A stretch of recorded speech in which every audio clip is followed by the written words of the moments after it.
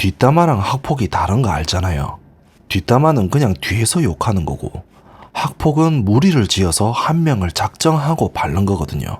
근데 오늘 이 두 개의 차이를 딱 보여주는 장면이 있었어요.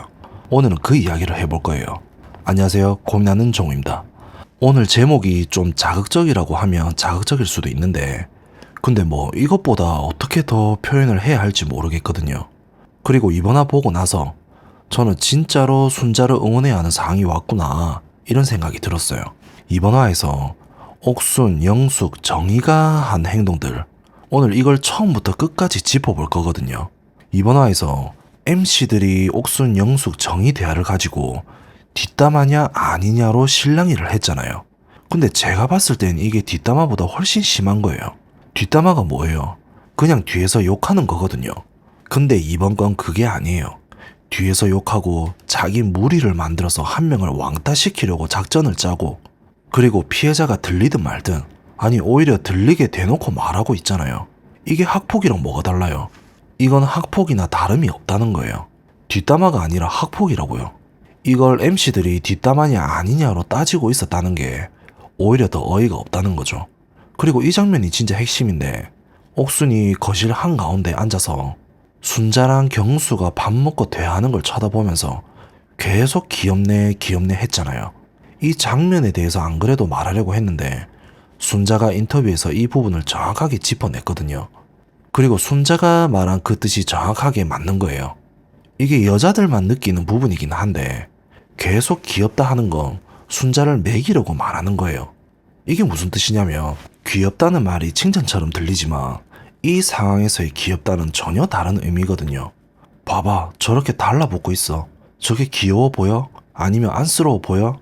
이런 뉘앙스를 담고 있는 거예요. 순자를 격하시키는 표현인 거거든요.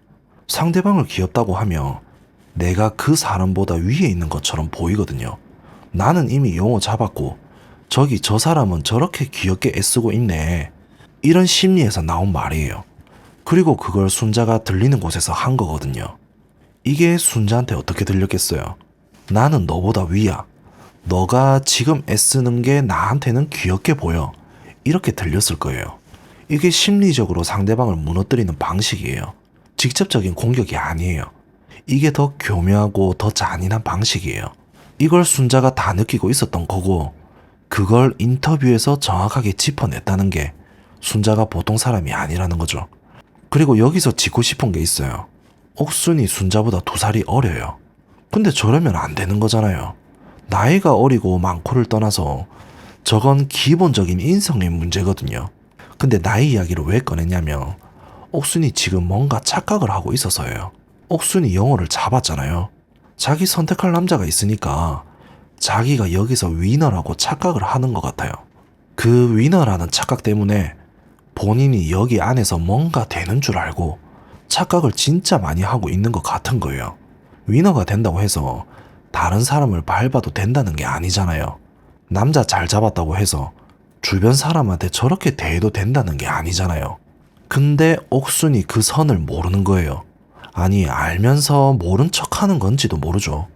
어디서 저렇게 못돼 처먹은 걸 배웠는지 옥순은 진짜 나쁜 게 맞는 거예요. 그리고 이 상황에서 영숙이랑 정희 이야기를 해야 해요. 이 두 사람이 뭔지 아세요? 말 그대로 시녀예요, 시녀. 옥순을 주동자라고 인정하고 뭐든 말하고 뭐든 따르는 시녀 2명이에요.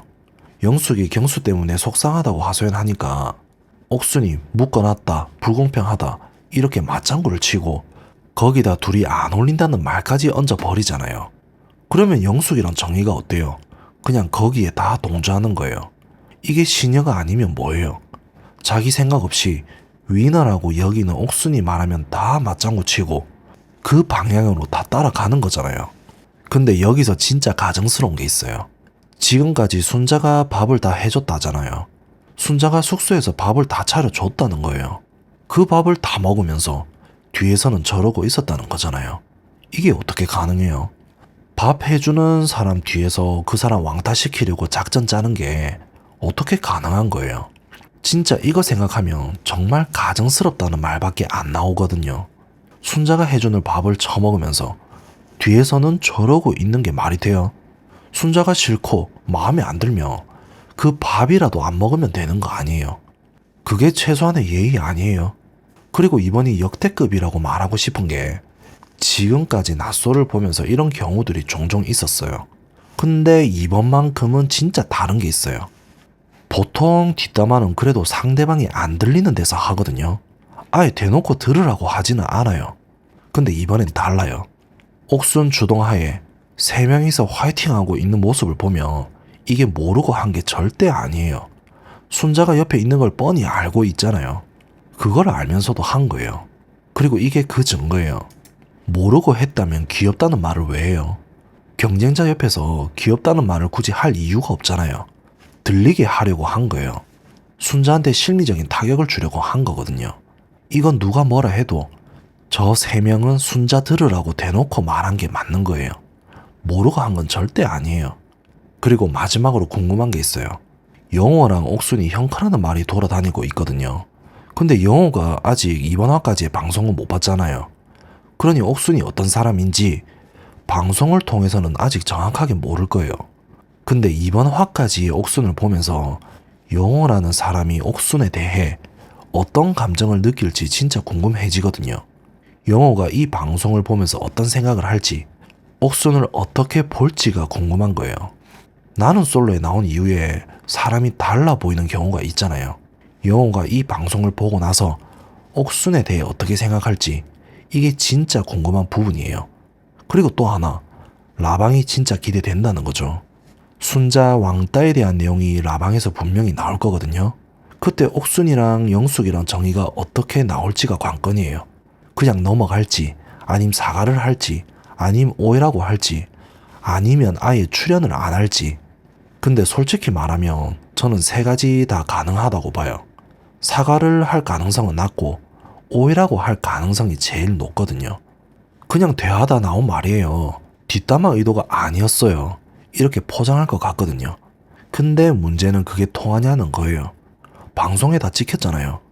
거실 한가운데서 귀엽다고 한 것도 찍혔고, 영숙 정이랑 뒤에서 작전 짠 것도 찍혔고, 둘이 안 어울린다는 말도 방송에 나갔잖아요.